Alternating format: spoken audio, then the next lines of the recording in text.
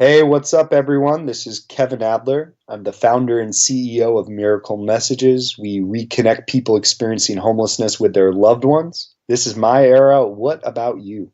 What about you? This is My Era podcast. We spark the minds that set the trends that change the world as we know. And it starts right now. So let's go. This is My Era.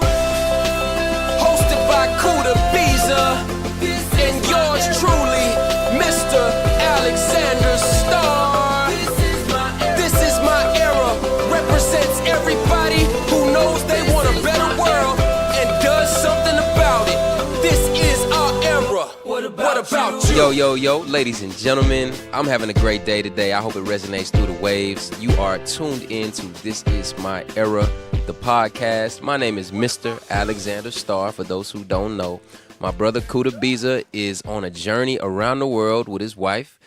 So it's just going to be me today, but I'm not alone. We have with us the man behind Miracle Messages, a nonprofit grassroots movement to help people experiencing homelessness reconnect with their loved ones and with the rest of us.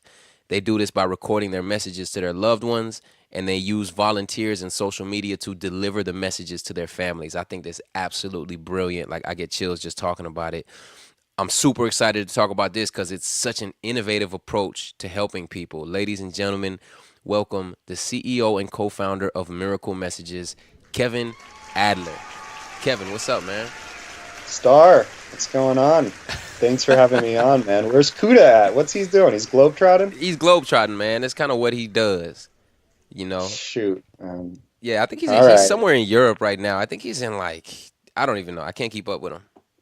All right. Well, we got to get him calling in right here because, he's the person I met originally, but it's good to meet you too, Star. Likewise, man. Where are you in the world right now? I am in Chicago, which is colder than where I usually spend my time in San Francisco, but spending some time with my family out here. And then I'm going to Florida tomorrow. Ooh, which part? Spend some time with my girlfriend down in Fort Myers. Fort Myers. Okay, I live in Fort Lauderdale. We'll have our little forts. We'll have a little battle between our forts. Battle between the forts. I think I know who will win. Forts. So tell us about Miracle Messages. Like, what sparked the idea for you to do this, for you to reconnect people experiencing homelessness with their long-lost families? Yeah, wow. It always amazes me when I hear the work that we do back to me, because I'll tell you, 5 years ago, I had no idea I was going to do this work. It was just, doing work in education, technology, envisioning myself as an entrepreneur in Silicon Valley mold. I was based in San Francisco, and I was just going to work, going home, just living my life, trying to make a difference in a small way in education.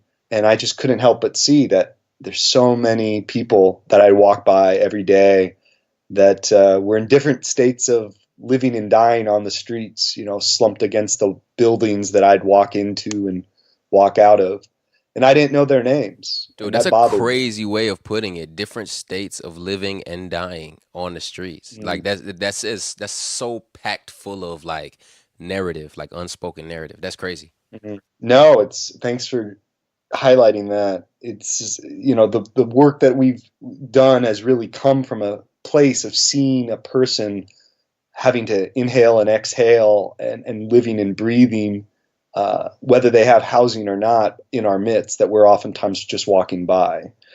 And so I got tired of walking by one day, and I just started talking to people, and I was scared. I'm not trying to be this superstar or superhero here. It was, I had no idea how someone would respond to me, what they would say, whether they'd come at me, if they were mentally stable. I mean, all these narratives were embodied in my own psyche. And I just started talking to people and wanting to, as much for my own sake, hear their stories as anything to help them. I just wanted to understand, my background's as a sociologist. So I like understanding what makes people the way they are, what are the systems that are keeping them down, and how can we help them overcome those systems. All right. Uh, and so I got started doing this work, just having conversations. My uncle had been homeless for about 30 years. He suffered from Wow. schizophrenia.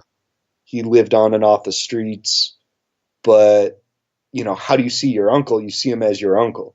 Right. And so I never looked at this guy as like a homeless man. He was just my beloved uncle. And so when he passed away, I visited his gravesite with my dad. And that was the first time sitting at that gravesite, November 2013, Thanksgiving, with my dad, his younger brother, sitting at that gravesite. That was the first time I ever started thinking about Uncle Mark as a homeless man. And I was talking about the process of commemoration, and saying, hey, we got this headstone from Mark. And, what's the significance to you, Dad? Why did we get that? He said, Mark was my younger brother. He meant something to me. And maybe the world saw him as a transient or as a bum or something. But he was my uncle. He was my brother. He was your uncle. And we wanted a resting place for him to tell his story. And I thought, well, that's interesting, because I'm going to get back in the car. And I love that gesture, but I'm going to get back in the car and pull out my smartphone and see status updates from every friend and acquaintance I've ever met. And I'm going to learn more about their stories than I will about my own uncle whose gravesite I'm at. And so I got this question in my heart, which, as a person of faith, the question was, how would Jesus use a smartphone? How would a person who, is for me the kind of example of how to live a life of humility and brotherly love, how would that person use a piece of technology that's so powerful to capture stories? And so I started thinking about that question just over and over, like how would Jesus use a GoPro camera? How would Jesus use a social media? And my initial response to that was this side project called Homeless GoPro, where I basically, from these conversations with people on the streets, I started saying, hey, would you like to, hang with me for a couple hours and use this wearable camera around your chest and narrate your experiences of what life is like? Wow. And just capture the video and narrate it in your words. Like, there's no script, there's nothing. And in fact, the camera is not on you. Like, it's your eyes. Right. It's a POV. Yeah. And over the course of a year, I had 24 people capture, almost like 100 hours of footage from these wearable cameras. And I'll mention, just as a side note, not a single camera ever was stolen. And people ask that question all the time. And I think it says a lot that people ask that question all the time. Mm-hmm. Right. So I get this footage back and I'm watching it and I'm just shocked by what I'm seeing. And two things really stuck out. One, people who are on the streets, they're narrating their life almost like I would, like feelings that people walk by and ignore them. Like that bothers me when people do that. If I go up, Right. say hi to someone, that bothers me. That makes me feel small.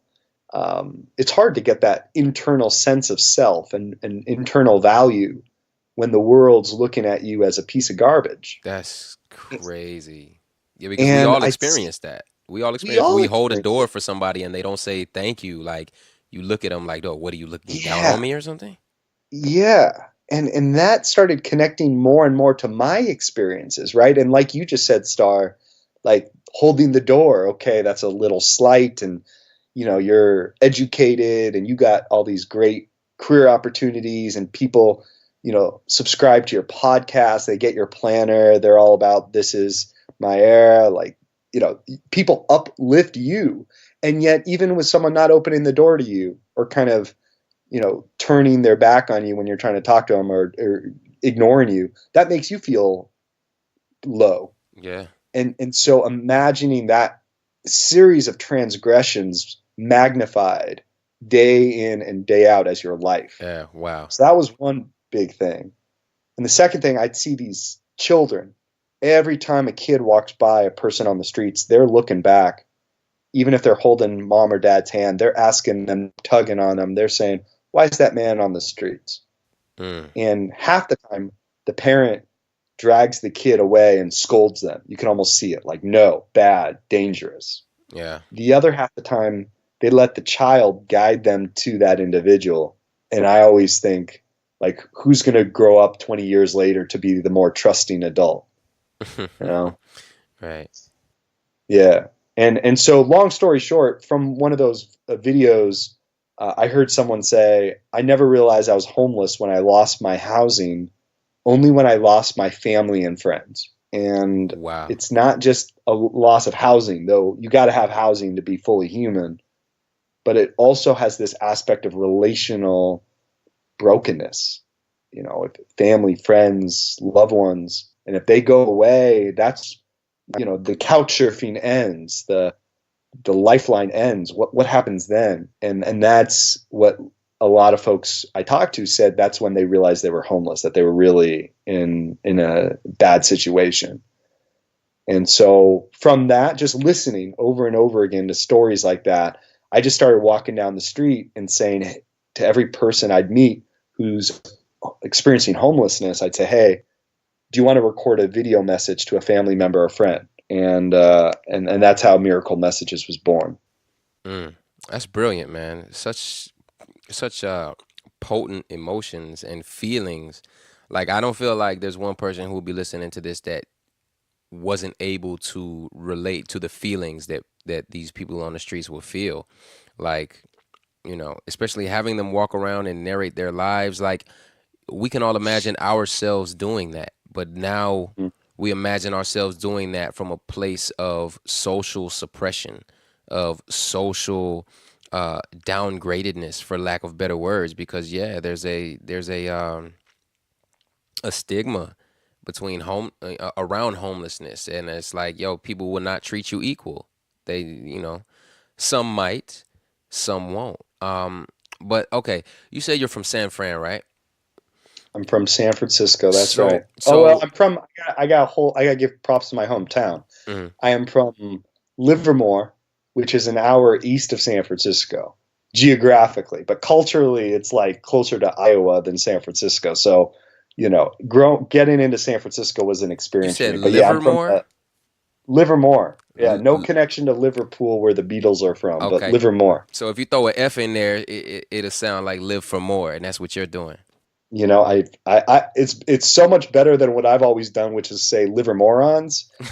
But I feel like you're better at branding than me, Star. So That's live funny. for more is what I'm going Yeah. to go with from now on. That's Yeah. pretty good, Live bro. for more. Yep. So okay. So give us some stats behind homelessness, especially in San Fran. Like, with the tech boom, I'm sure that homelessness like went crazy, right? Yeah, it's been a problem that gets bigger and bigger every year, it feels like. So Anytime you mention San Fran to anybody, or anybody that I know that's lived there, that's visited there, that's performed there, whatever, they're like, man, it's so expensive there.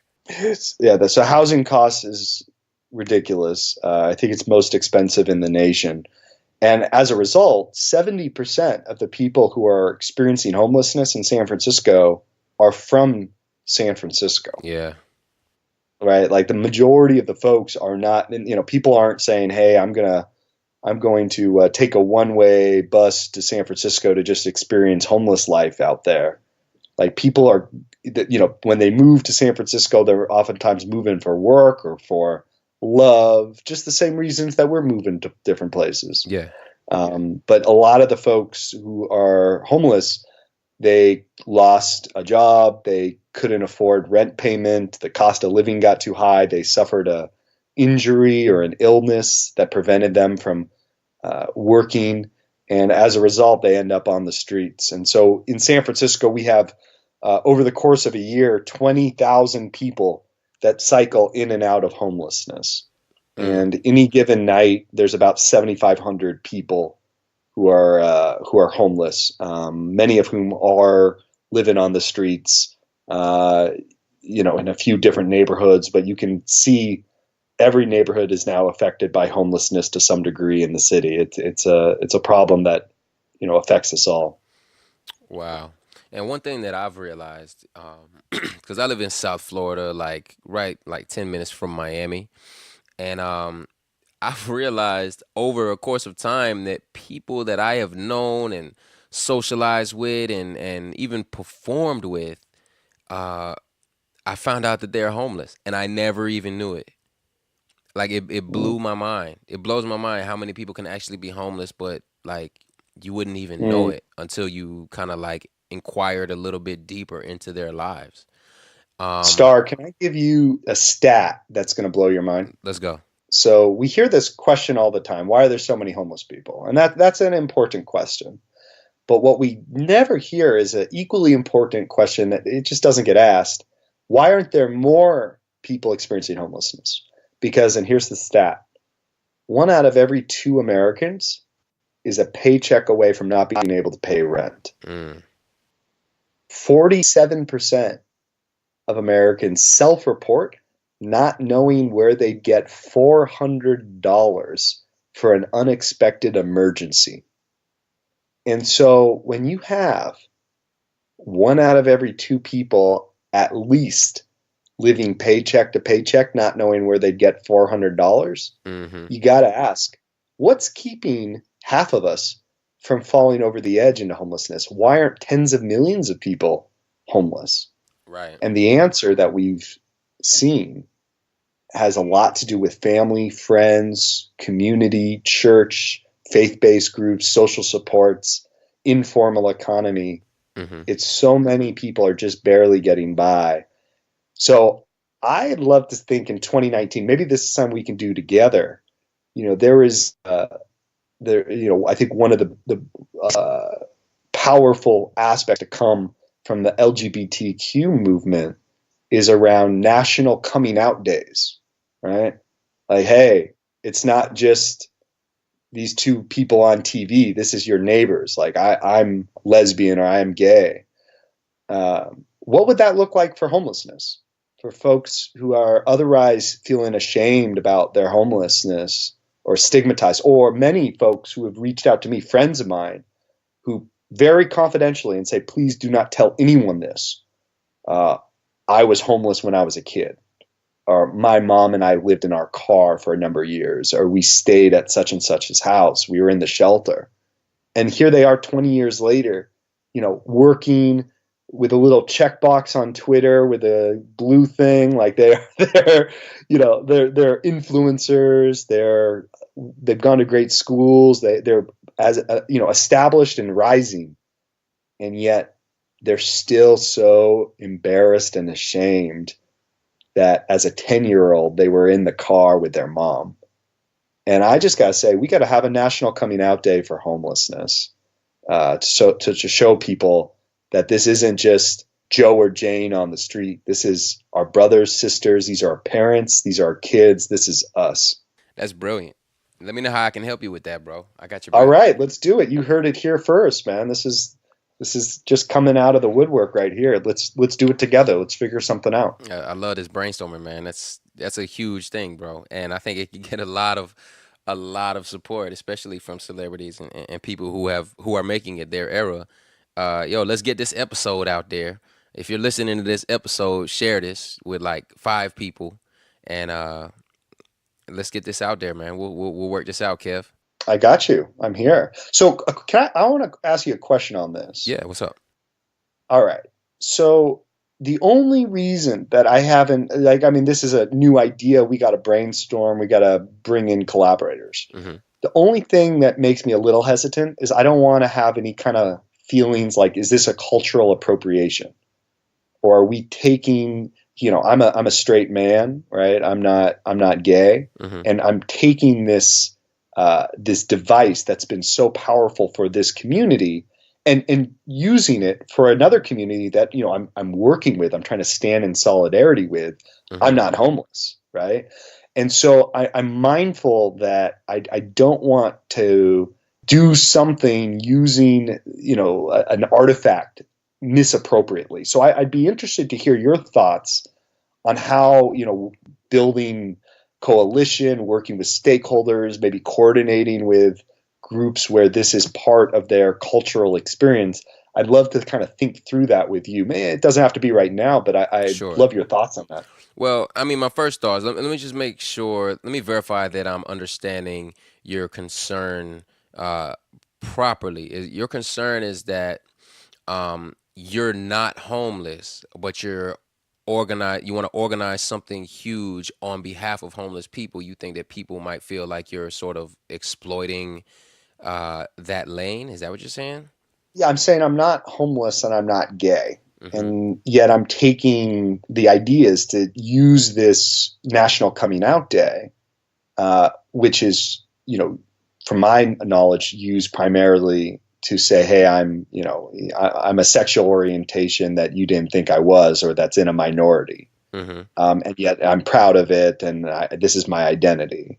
I'm, Sure. I'm taking that, or using that, and then using it for a group who I'm also not part of. Right. Well, Of here's what I think about that. Number yeah, one, you're what you're doing is you're creating like a holiday, right? But a holiday is basically a day where cause X, Y, or Z is recognized. It's a holiday, right? You can't fault somebody for wanting to bring attention by creating a day to bring attention to that. Number two, it's not as if you're creating this without having a track record of being a positive influencer in that realm. Like this is what you do. This is Miracle Messages is making waves, right? So how could it's what you're passionate about. I don't believe that anybody would be right to question you or to fault you for making bigger waves about something that not only you're passionate about, but you're taking action to make a difference with. Nobody can fault you for that, bro. I appreciate It that. doesn't matter if you're a part of that group or not. You're standing up for that group. It's almost like, uh, it's almost like you know, this is gonna be like a really, really, really loose metaphor or simile or whatever, but it's like a kid being bullied at school, and you step in and stand up for that kid, and then you get on the intercom and you talk about it, like, yo, if you've ever been bullied, you know what I mean? Step forward and have this kid's back. Like, and then people Mm, coming at you like, no, why'd you say that? You've never been bullied, so why are you talking about that? That doesn't make sense to me. mm, mm. Was that a That's strong enough good. response? It is. It's. I think my and again, I'm a sociologist, so I love thinking these things through and considering. I try to be a sensitive person, but I'm just mindful, as kind of a straight white male who's Christian who hasn't experienced homelessness. There's a lot of conversation right now But you have because from your dear uncle was homeless. There's a direct tie right there. sure, sure, but and I'm not trying to minimize some of my personal connection to some of these issues, or if we talked about poverty and economics, there's been times that I've been less than a paycheck away from not being able to pay rent, like $600 in the bank account. Um, but there's always been a safety net, right? I can fall back on. I can go live in Chicago. I can go live with my dad. So I think in this moment, it's important for folks like myself who may not represent, in terms of personal lived experience, the groups that we're working with, to what I think Brian Stevenson has referred to as get proximate, right? So not just do something kind of in silo because we think it's a good idea, but to make sure that we're working with individuals who have those lived experiences as we're developing this, whether this is a question on something about, gender equality, race equality, housing, stigma and equality around people who don't have secure housing. Do you hear what I'm kind of getting at here? Yeah, yeah. Man, I'm thinking so many things, but I think you're doing the right thing and you're doing what you're supposed to do. And I just feel like in you taking action for the things that you're doing with this, there will always be yin and yang. There will always be people who question what you're doing, but I think that comes with making it your era. There will be people who doubt you and who test you, and it's up to you to be even stronger in your commitment to it so that you can prove all of the doubters wrong. Mm. Well, there you go. I think we've got a holiday that we're going to be pushing for in 2019 together. Let's do it, man. Let's do it. So yeah, you let me know what I can do, like I said, to help you, and I got your back, bro. Okay. Well, So if you know any creatives, then I think we're set, man. Creatives plus business people, which it sounds like you and Kuda got. oh yeah, we're the squad for that. Um, Hmm. so I want to circle back real quick because you talked about the way kids often react to homeless people. Now, what about kids and the ones that you've dealt with? Like, what's the youngest person that you've encountered as homeless, and the youngest person that you've reunited with their family? Mm. We've had a couple folks who are 18, 19, 20. We actually don't work with anyone who's under 18. Just right now, it's a totally different need. There's questions about, parental guardians, Yeah, privacy, confidentiality. We oftentimes capture video, so we're just a little bit cautious with that. A lot fair of other enough. groups are working better with the kids. Okay. But yeah, we work with anyone who's 18 and older to deliver a message to anyone who's 18 and older. So if a parent wants to connect with a minor who's their child, we'll try to find a next point of contact, a legal guardian or another family member that they can connect to. Got it. Yeah, because there's too many landmines in that age realm, like Yeah, but legal landmines. what we do that I initially actually thought you were getting towards is we've had volunteers who are younger than 18, who are in their teenage years or even younger, who get involved with us, and those are some of our best volunteers. Mm, We've had a kid who was 14 who went to our annual Ungala event a couple months ago, and he was so moved by the stories that he heard, he donated $7, which was his allowance. So we got the aw, $7 in cash, and aw. every dollar makes a difference, man. I was so moved by that. That to me was right up there with the 12,500 that a few high rolling donors put down to help get another person off the streets. Right, right. So that was good. And then the other one I'll mention is I was in South Florida, in your neck of the woods, Mm-hmm. at Hope, South Florida. It's a great organization down in Fort Lauderdale area. And we were recording messages. I was there with a 15-year-old girl, Riley, who had never been to a homeless shelter before, right? And I was staying with her mom, who attended the church that was like hosting me. And so, I offered, hey, if Riley wants to go with me to the shelter, I'd be happy to kind of, make sure she's all right. So she joins me, and unbelievable. So two things. One, she's going up, and there's one guy, Taylor, this African American gentleman who's in a wheelchair, is missing a leg, and he wants to reconnect to his best friend from Vietnam. And he hasn't seen this guy in 50 years. And he's talking, and he's kind of closing off. He's like, I don't want to do this. This is too much. And Riley, beauty of having just like a young person relate to him and say, hey, maybe this guy's looking for you as much as you're looking for him. And that gets this guy Taylor to open up, record a message. They ended up reconnecting, having a phone call, first time in 50 years. Wow. And this other woman, Juanita, so she hadn't seen her brothers in like 25 years. And I'll never forget that video, and I can get you the video. Maybe you can play a little bit or have it on your site. She's just crying. She's looking at the camera. She's just like, it's time. It's been too long. It's time. And it's almost like you can almost have this. This is my era. It's individuals like Juanita who are stepping up and saying, hey, I'm not going to be defined by my homelessness any longer as a failed person, that I have family, that I love them, and I want to tell them that I love them. And it is so often it's the shame that keeps people apart. So anyways, we're in the car ride home, and Riley had helped me with recording Juanita's message. Mm-hmm. And I'm driving, and this is like, I don't know if you've had any of these moments, Star, where you feel like you're an old man, and even though you're not quite an old man yet, Mm-hmm. this was one of those moments. So I'm driving, and I'm just like, man, it's so good that, kids these days like you, Riley, are recording these messages, right? I'm like 30 years old, right? But I'm like, Riley, it is just so good. It moves me so much. Like, you got your Snapchat generation, and you're still showing up and talking to people.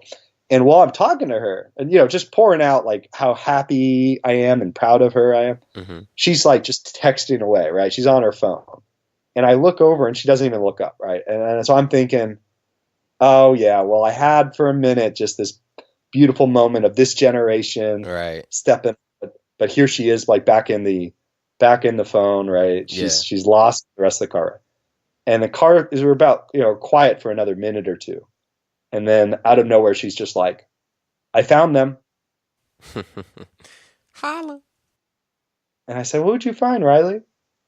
And she's like, oh, I found Juanita's family. Oh. She had been searching for Juanita's family on social media, and she was able to locate them and send them a message during the car ride home. That's beautiful, man. Right. That's beautiful, bro. These are miracle messages. Wow. Yeah, man. Yeah, it takes a village. Wow, that's incredible. So, man, there's so many ways we could go with this. So many questions. Like, okay, so I read a stat on your website. 40% of all reunions have led to stable housing or moving back in with family. Is that still?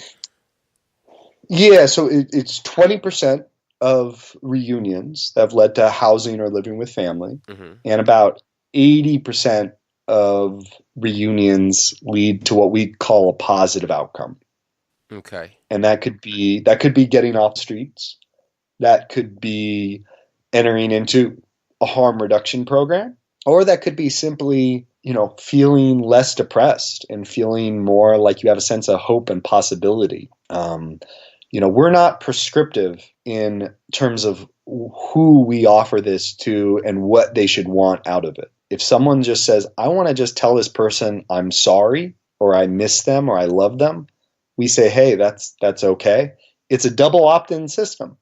So if you say you want to record a message and you do, and we find the loved one and they say, you know what, it's not appropriate right now, I'm not interested, you don't know the backstory, we say, hey, okay, we honor that, we respect that, we're going to close the case. But more often than not, and we get asked a lot, like, hey, I'm excited about this work, I believe in it, but I don't want to be getting no's all the time from family members. I don't want, do people even want to reconnect? And we hear all the time, first from the families, even the ones who say no, which 90% of the time they say yes, they're excited to reconnect. Mm-hmm.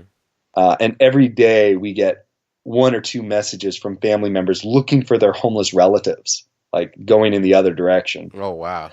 But even when we find a family member and they don't want to reconnect, most of the time they say, hey, you know what? It's not appropriate for us, but thank you. We understand why you're doing this. We appreciate what you're about. And then from people on the streets, when we record a message, we always set expectations low. We say, hey, we don't know how they're going to respond. We don't even know if we're going to find them. But what you're doing is you're taking a courageous first step today to say who you love, who you miss, who you want to reconnect with. And all we can do is honor that message as best we can and honor the fact that you stepped up. And when people say, hey, they didn't want to reconnect, they understand, and they often think of other friends that they want to reconnect with, other family members, or other people that they know who are on the streets who could benefit from this service. So I think there's no harm in asking a question and having a conversation. Yeah, for sure. This touches the spirit, man. There's like God written all over this. Can you tell us about the street walks you organize? Absolutely. So we do monthly gatherings in the Tenderloin, where we get food donated from a local food salvation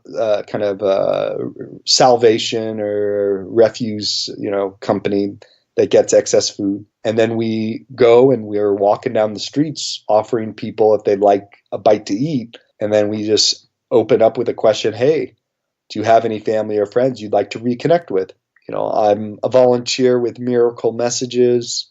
We help people reconnect to their loved ones, even if you don't know how to reach them, even if you don't have a phone number, even if it's been 20 years, which is the average time disconnected of our clients, by the way, 20 years. Wow. And we walk around and we just, build relationships with folks and say hi. We do street walks. We do dinners. We go and visit shelters and soup kitchens. We're just trying to create a sense of neighborliness for folks who may have housing and may otherwise feel uncomfortable connecting and chatting with their neighbors on the streets. We try to create opportunities where they can feel more comfortable getting to know each other as human beings. So what are some of the big challenges that you face, like when you're just walking the streets and trying to do what you do? Like, what would you say is the biggest challenge that you face? Well, we got a lot of challenges. I'll tell you, how much time do we have? So it's beautiful work, right? But it can be done really poorly too. You got to be sensitive. You got to listen to people where they're at. If you just go up, you can't do a drive-by Miracle Messages. Right. Right? You just go up and be like, "Hey, where's your mom?" Right? That's Yeah. not the best way to You do have to this. like form a real, like, they have to trust you to even want to talk to you. Trust is the right word. Build a rapport is the right idea. Yeah, you gotta, and it's okay to ask them early on, but you just gotta, again, kind of stay proximate to the person. You can't just say something like that and then just, skedaddle. You gotta kind of have a conversation, chat, be present for a few minutes. So that's one thing, is just making sure volunteers who, sometimes haven't talked to people on the streets, that they feel comfortable doing trainings. We try to, connect them with our community ambassadors. These are people who are formerly homeless that we hire to offer Miracle Messages on the streets. It's oftentimes the first job that they've had since they were homeless. Mm. And they know where people are at. They know how to talk to folks. They have a certain credibility. Kind of to my earlier point, they've had that lived experience. And Yeah. I think it's very important for organizations like mine that are led by people who don't have that lived experience to find ways to infuse the organization with people who do. So that's one challenge, is how do you stay in conversation with people and offer this work respectfully? Another challenge is finding people again. We have a backlog of over 100 messages that we've delivered to the family where we know that the family is the intended recipient. We've reached them and they want to reconnect, and we can't find the client again because they don't have a phone or they didn't have a permanent address, or, right? So we got a challenge there to try to locate people again and do the reunion part after we deliver the message. And then I think a third piece is always going to be funding, right? Like, we're outside the mainstream when it comes to how we approach homelessness. We're talking about what we call relational poverty, trying to address the relational poverty that affects as many as 1 in 3 people living on the streets. That's not what most cities are thinking about when they think about homelessness. Right. And, housing, it's got to be there. Mental health services, it's got to be there. Drug treatment facilities, that's got to be there. Work and employment, that's got to be there. But if you neglect the social capital, the social supports, and the relationship aspects to homelessness and the community, the first time someone gets into trouble, even if they're off the streets, they're going to end up back where they started. Yeah. If they don't have that kind of social resiliency. So I think building a case, not to caseworkers and social workers and police officers and people on the front lines who get this work, but to cities and bureaucrats and administrators who think that they know exactly how to solve a problem that's not being solved. Dude, Kev, man, you're doing like some incredible stuff. And what you're doing takes incredible heart, and you're doing it so well. I think this is definitely a testimony that will resonate with all our listeners. So how and where can people engage with Miracle Messages and potentially change their life or someone else's? Mm. Mm. They can go to miraclemessages.org. It's our website. They can go to our Facebook page, facebook.com/miracle messages. And then we're on social media, but I'd say the best thing people can do is you can go to our website and go to the Get Involved link. And by signing up, just, takes 15 seconds to put down your name and what you're interested in. We'll follow up with you and we'll bring you into our community where you can either be a digital detective and start locating people online and trying to help deliver messages. You can offer miracle messages in your community, and we'll train you and go through an online class on how to do that with other people. Or we could just have a phone call and talk about ways we can partner and work together. But the first step is to go on to our website, miraclemessages.org, and go through the Get Involved form. Miraclemessages.org. We're going to throw that in our blog on the website along with this podcast episode. Y'all also have the coolest phone number ever. Tell them the phone number. 1-800-MISS-YOU. YOU. It doesn't get any better than that. 1-800-MISS-YOU. I looked at that. I'm like, holy smokes, bro. That's the best phone number ever. You know how you get those 1-800 numbers? There's no GoDaddy for 1-800 numbers. That's a whole story in itself. Yeah, Man. I was actually gonna ask, like, is there a service that you tell them, like, hey, I want my number to spell this? I spent about a month doing research and outreach because I said, okay, we got to have a hotline, which we found out we had to get a hotline as a way for clients to reach us, caseworkers to reach us, family members to call us in a way that's accessible to them. We really need the phone number 1-800-MISS-YOU because come on, right? Yeah. Like that's the number. Yeah. You come up with something like that, you got to get it, right? 1-800-MISS-YOU. So I was like, all right, who owns that number? And I did a search. And first of all, fascinating, obscure little factoid. 30 years ago, there was this article in the New York Times about a hotline for runaway youth based in Florida. And the phone number for that hotline of runaway youth, you guessed it, 1-800-MISS-YOU. Wow. When I saw that, I was like, no way, this is our number. Yeah. Come on, someone else 30 years ago came up with the same idea. Yeah. So I did some research, and I found that 1-800 numbers, they were often owned by like AT&T, Pac Bell, Sprint, MCI. Mm-hmm. And then these major telephone companies then would sell them to what's called these like telephony in the cloud companies. So they're basically selling you online calling, cloud-based voicemail, things like that, right? Okay. And what they've done, these random companies, and a lot of them you never heard of, they package together their monthly voicemail deals or their telephony services with a couple 1-800 numbers that you can lease as part of the subscription. So we found out, because we got these 1,200 digital detectives, right? So we're pretty good at finding people. Mm-hmm. We found out the company that owns 1-800-MISS-YOU, but to them it's not 1-800-MISS-YOU, it's just 1-800-647 whatever, right? So we reach out to them and we're like, we got to have this number. And they're like, great, you can get a subscription to our telephony service for cloud-based communication needs. And I'm like, I don't have any cloud-based communication needs. I don't need telephony services, bro.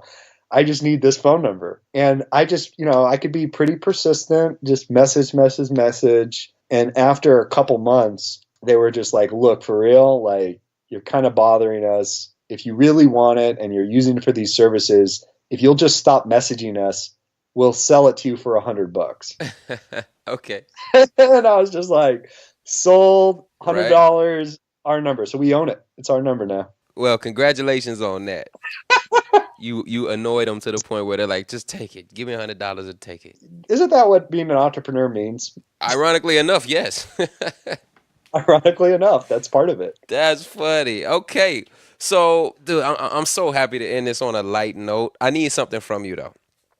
2 things. Number one, in like 30 seconds or less, tell us, Kevin Adler, why is this your era? Well, this is my era, and I'm going to take this personal. This is my era because for most of my life, I've been nurtured by other people, and I've nurtured other people. I'm pretty good at that. I'm committing over this next year to learn how to nurture myself to be my own best friend. And if anything that I've learned from the streets is a teacher to me, it's that the more of an internal sense of love that you have, where you get a PhD in yourself and you know who you are and what you stand for and your values, the more you can show up for others. And so it's my era because I'm learning about who I am and what motivates me and what those values are. And that's going to make me resilient as I go forward in the world to kind of offer those values to the world as part of a community. Amen. All right. I love it. So now I need something else from you. I need you to channel your inner recording artist and give me a drop. Do you know what that is? I don't. Okay. So it's going to sound something like this. What's up, world? This is Kevin Adler, founder and CEO of Miracle Messages. And this is my era. What about you? Or you could even throw like a quick blurb of like founder and CEO of Miracle Messages, reuniting homeless people with their loved ones. This is my era. What about you? However you want to word it. This is your time. Okay. Hey, what's up, everyone? This is Kevin Adler. I'm the founder and CEO of Miracle Messages. We reconnect people experiencing homelessness with their loved ones. This is my era. What about you? What about you? Boom. Beautiful, man. I dedicate my time to making myself better. And it starts right now. This is my era. Well, let's go. This is my era. Oh, yeah. This is my era. This is my era. Come on. This is my era. What about you? Everybody runs the race. Some have what it takes, and others don't make it through. What about you? Stand up when they call your name. Stand out when you do your job. Let greatness notice you. If you're just wishing for glory, then what are you asking? Victory ain't sweet if you don't live through the pain. So many great ones before me found glory everlasting. This what I came to do, came to be. Cause see, this is my era. Oh yeah, this is my era. This is my era. Come on, this is my era. This is my era. Come on, this is my era. What about you? This is my era, this is my era. The mission and the vision never been so clearer. Seems like the world ain't getting no better. If you wanna see a change, take a look in the mirror now. You possess the key to unlock it. Open up the door, opportunities knocking. You can't deny, on this road that we're walking, there's gonna be some obstacles, but we'll keep on marching. Some will doubt you, even talk about you, but this world wouldn't be the same without you. Golden people on the rise, we know our value. Reaching the impossible, we'll show you how to. Don't know about you, but I know about me. I was born with everything I need to succeed. Living out the dreams, what I'm supposed to do, what I'm supposed to be. Cause see, This is my era. This is my era. This is my era. This is my era. This is my era. What about you? The world is counting on me, yeah. To be that change that we all wanna see, yeah. Whoa. And as long as I'm living and breathing, I reach for the sky, giving living a meaning. That's what I was put on earth to